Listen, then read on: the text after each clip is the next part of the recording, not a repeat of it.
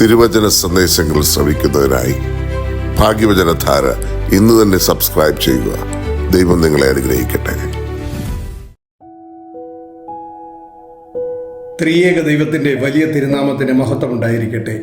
ഭാഗ്യവചനധാര ശ്രവിക്കുന്ന ഏവർക്കും കർത്താവായ യേശുക്രിസ്തുവിൻ്റെ ധന്യനാമത്തിൽ സ്നേഹവന്ദനം.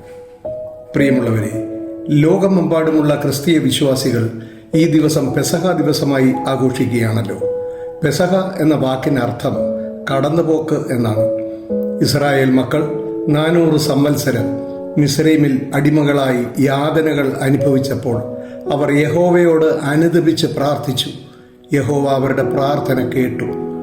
അവരെ മിസ്രൈമ്യരുടെ അടിമത്വത്തിൽ നിന്ന് രക്ഷിക്കുന്നതിന് വേണ്ടി ദൈവം മോശയെയും സഹോദരനായ അഹറോനെയും തെരഞ്ഞെടുത്തു. അവർ മിസ്രൈം രാജാവായ ഫറവോയോട് ദൈവജനമായ ഇസ്രായേൽ ജനത്തെ വിട്ടയക്കുന്നതിന് വേണ്ടി പല പ്രാവശ്യം അപേക്ഷിച്ചു. അവരുടെ അപേക്ഷകൾ മിസ്രൈം രാജാവായ ഫറവോ നിർദാക്ഷിണ്യം നിരസിക്കുകയാണ് ചെയ്തത്. അപ്പോൾ ദൈവജനത്തെ വിട്ടയക്കുന്നതിന് വേണ്ടി മിസ്രൈമിൽ 10 ബാധകൾ അയച്ചു. ഇതെല്ലാം നമുക്ക് അറിയാവുന്ന കാര്യമായതുകൊണ്ട് അതിനെക്കുറിച്ച് ഇപ്പോൾ വിവരിക്കുന്നില്ല. അതിൽ അവസാനത്തെ ബാധയാകുന്നു ആദ്യജാത സംഹാരം. ആ ദിവസം ഫറവോന്റെ രാജ്യം നിലവിളി കൊണ്ട് നിറഞ്ഞു. എന്നാൽ ദൈവം ഇസ്രായേൽക്കാരുടെ ഭവനങ്ങളിൽ ഈ സംഹാരദൂതൻ കടക്കാതിരിക്കുന്നതിനു വേണ്ടി വാതിലുകളിൽ കുഞ്ഞാടിനെ കൊന്ന് അതിൻ്റെ രക്തം തളിക്കണമെന്ന് യഹോവ പറഞ്ഞു.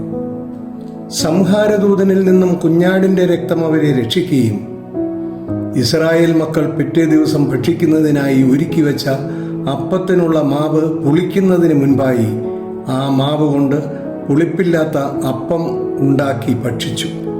അവർ ആ രാത്രിയിൽ തന്നെ ദൈവം അവർക്ക് വാഗ്ദാനം ചെയ്ത കനാൻ ദേശത്തെ ലക്ഷ്യമാക്കി യാത്രയായി.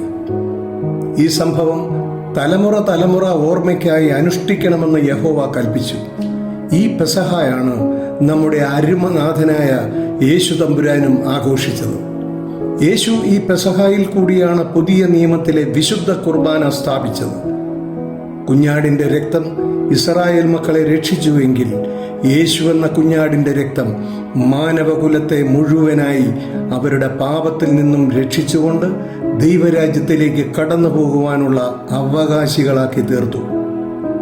പുതിയ നിയമത്തിലെ വിശുദ്ധ കുർബാന സ്ഥാപിച്ചതിനെക്കുറിച്ച് പൗലോസ് അപ്പോസ്തലൻ 1 കൊരിന്ത്യർ 11 അധ്യായം 24-25 വാക്യങ്ങളിൽ ഇപ്രകാരം പറയുന്നു: തുടർന്ന് യേശു അപ്പമെടുത്ത് സ്തോത്രം ചൊല്ലി നുറുക്കി, ഇത് നിങ്ങൾക്ക് വേണ്ടിയുള്ള എൻ്റെ ശരീരം, എൻ്റെ ഓർമ്മയ്ക്കായി ഇത് ചെയ്യുവീൻ എന്ന് പറഞ്ഞു.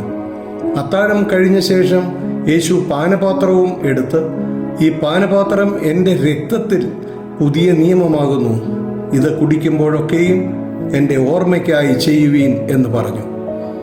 തുടർന്ന് യേശു തമ്പുരാൻ ദൈവജനത്തിന് വലിയ ഒരു മാതൃക കാണിച്ചു തന്നു. വിശുദ്ധ യോഹന്നാന്റെ സുവിശേഷം 13 അധ്യായം 4 മുതൽ 15 വരെയുള്ള വാക്യങ്ങളിൽ ഇപ്രകാരം രേഖപ്പെടുത്തിയിരിക്കുന്നു: യേശു അത്താഴത്തിൽ നിന്ന് എഴുന്നേറ്റ് വസ്ത്രം ഊരിവെച്ചു, ഒരു തുവർത്തെടുത്ത് അരയിൽ ചുറ്റി, ഒരു പാത്രത്തിൽ വെള്ളം പകർന്ന് ശിഷ്യന്മാരുടെ കാല് കഴുകുവാനും അരയിൽ ചുറ്റിയിരുന്ന തുണി കൊണ്ട് തോർത്തുവാനും തുടങ്ങി. യേശു ശീമോൻ പത്രോസിൻ്റെ അടുക്കൽ വന്നപ്പോൾ അവൻ യേശുവിനോട്, കർത്താവേ, നീ എൻ്റെ കാല് കഴുകുന്നുവോ എന്ന് പറഞ്ഞു. യേശു അവനോട്, ഞാൻ ചെയ്യുന്നത് നീ ഇപ്പോൾ അറിയുന്നില്ല, പിന്നെ അറിയും എന്ന് പറഞ്ഞു. നീ ഒരു നാളും എൻ്റെ കാൽ കഴുകുകയില്ല എന്ന് പത്രോസ് യേശുവിനോട് പറഞ്ഞു. അതിന് യേശു, ഞാൻ നിന്നെ കഴുകാഞ്ഞാൽ നിനക്കെന്നോടുകൂടെ പങ്കില്ല എന്നുത്തരം പറഞ്ഞു. അപ്പോൾ ശീമോൻ പത്രോസ്, കർത്താവേ, എൻ്റെ കാൽ മാത്രമല്ല കൈയും തലയും കൂടി കഴുകണമേ എന്ന് പറഞ്ഞു. യേശു അവനോട്, കുളിച്ചിരിക്കുന്നവന് കാലല്ലാതെ കഴുകുവാൻ ആവശ്യമില്ല, അവൻ മുഴുവനും ശുദ്ധിയുള്ളവൻ.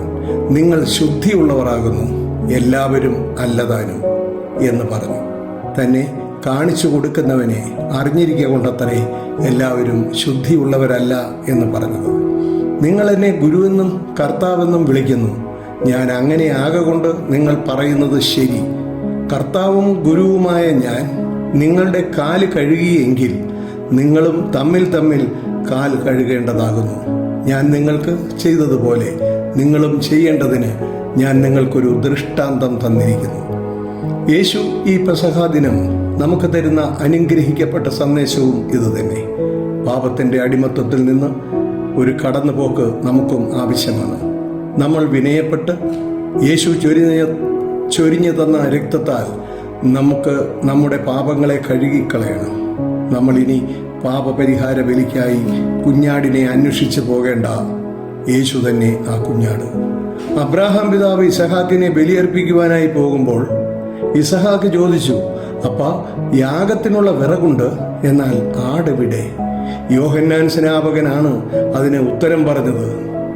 അദ്ദേഹം യേശു വരുന്നത് കണ്ടപ്പോൾ, ഇതാ ലോകത്തിൻ്റെ പാപം ചുമക്കുന്ന ദൈവത്തിൻ്റെ കുഞ്ഞാട്.